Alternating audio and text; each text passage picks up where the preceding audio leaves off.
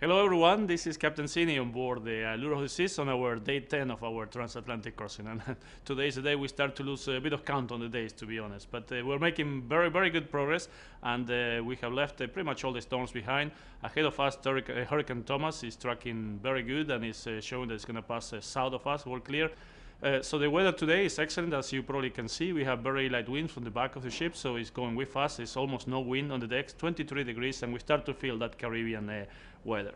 And to be honest, as we walk around the ship and we discover and we see all the details of the ship, is incredibly amazing. And sometimes you feel like you are in a different planet when you look at the ship. And actually talking about that and the planet, one of our shows, Blue Planet, something also that is completely out of this world.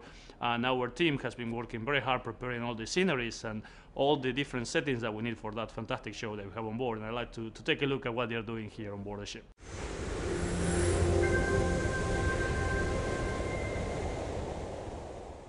Do you think you can do that double-double with less height or no? We're trying to do things that shouldn't really even be possible to do on a cruise ship. That's what we do for a living, is find ways of making things that are impossible, making them possible. Upstage is free. Everything has to fold up and come apart and then go back together in a very short amount of time during the show. And that all has to break down and store in this little tiny space. Luckily, when I was little, I was good at origami. The mountain set, which is behind me, breaks down into 6 pieces. There are 2 trampolines in this big piece behind me, and 1 trampoline in this piece that gets folded up.